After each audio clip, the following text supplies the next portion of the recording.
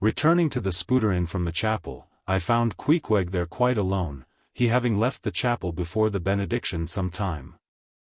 He was sitting on a bench before the fire, with his feet on the stove hearth, and in one hand was holding close up to his face that little negro idol of his, peering hard into its face, and with a jackknife gently whittling away at its nose, meanwhile humming to himself in his heathenish way. But being now interrupted, he put up the image, and pretty soon, going to the table, took up a large book there, and placing it on his lap began counting the pages with deliberate regularity, at every 50th page, as I fancied, stopping a moment, looking vacantly around him, and giving utterance to a long-drawn gurgling whistle of astonishment. He would then begin again at the next 50, seeming to commence at number 1 each time, as though he could not count more than 50, and it was only by such a large number of 50s being found together, that his astonishment at the multitude of pages was excited. With much interest I sat watching him. Savage though he was, and hideously marred about the face, at least to my taste, his countenance yet had a something in it which was by no means disagreeable. You cannot hide the soul. Through all his unearthly tattooings, I thought I saw the traces of a simple honest heart, and in his large, deep eyes, fiery black and bold, there seemed tokens of a spirit that would dare 1,000 devils. And besides all this, there was a certain lofty bearing about the pagan, which even his uncouthness could not altogether maim. He looked like a man who had never cringed and never had had a creditor.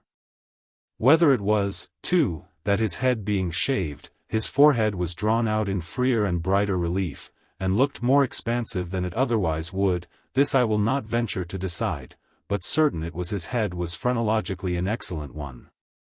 It may seem ridiculous, but it reminded me of General Washington's head, as seen in the popular busts of him.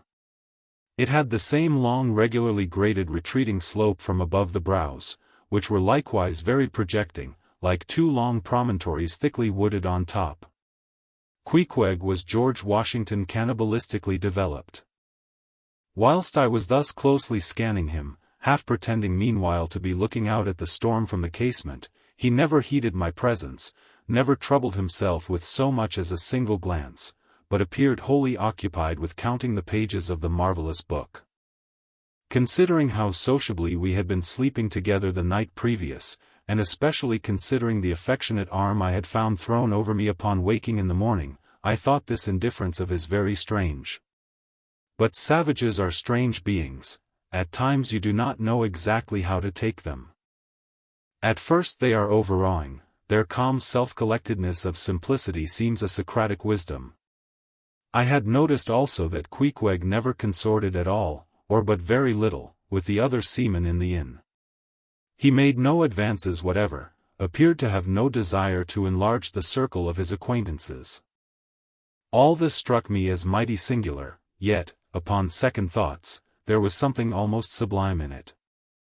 Here was a man some 20,000 miles from home, by the way of Cape Horn, that is, which was the only way he could get there, thrown among people as strange to him as though he were in the planet Jupiter, and yet he seemed entirely at his ease, preserving the utmost serenity, content with his own companionship, always equal to himself.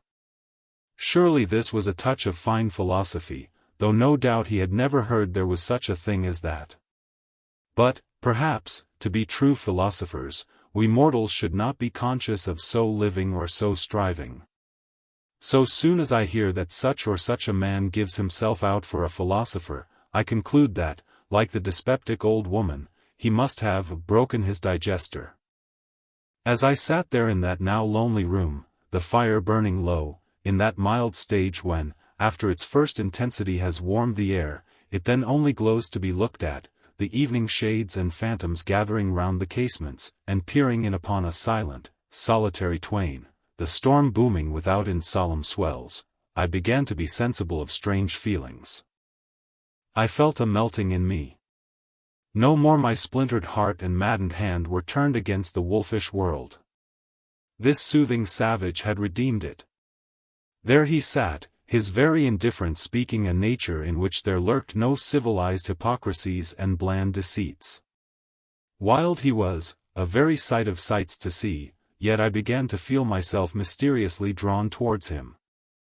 And those same things that would have repelled most others, they were the very magnets that thus drew me. I'll try a pagan friend, thought I, since Christian kindness has proved but hollow courtesy. I drew my bench near him, and made some friendly signs and hints, doing my best to talk with him meanwhile.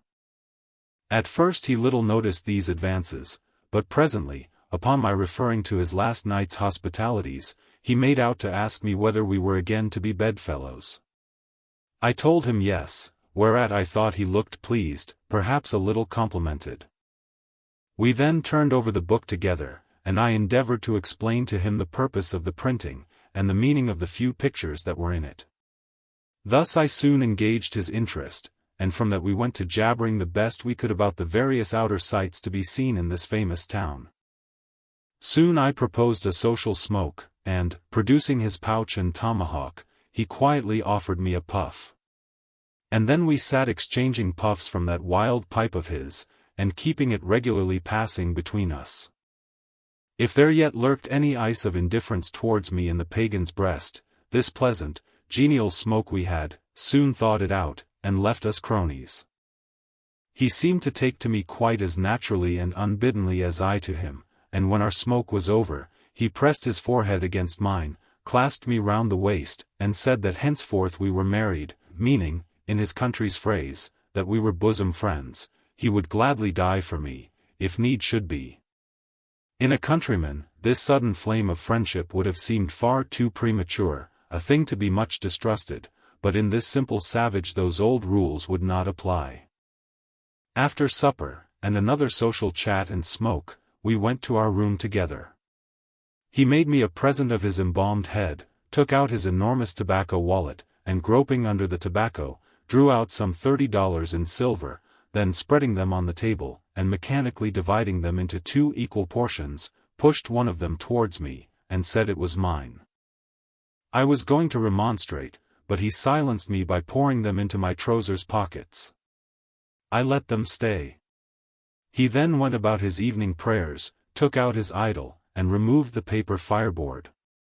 By certain signs and symptoms, I thought he seemed anxious for me to join him, but well knowing what was to follow, I deliberated a moment whether, in case he invited me, I would comply or otherwise. I was a good Christian, born and bred in the bosom of the infallible Presbyterian Church. How then could I unite with this wild idolater in worshipping his piece of wood? But what is worship? Thought I. Do you suppose now, Ishmael, that the magnanimous God of heaven and earth, pagans and all included, can possibly be jealous of an insignificant bit of black wood? Impossible. But what is worship? To do the will of God, that is worship. And what is the will of God? To do to my fellow man what I would have my fellow man to do to me, that is the will of God. Now, Queequeg is my fellow man. And what do I wish that this Queequeg would do to me? Why, unite with me in my particular Presbyterian form of worship. Consequently, I must then unite with him in his, ergo, I must turn idolater.